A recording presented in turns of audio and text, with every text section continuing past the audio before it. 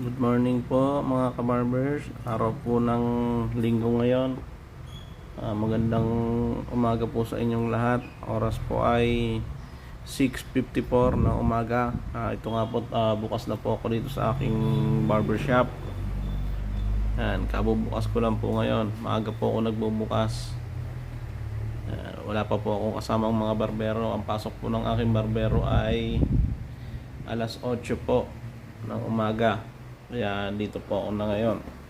Baka may dumating na pong customer. Ito nga po yung aking mga gamit. Ito po yung aking mga gamit. Naka-ready na po yan.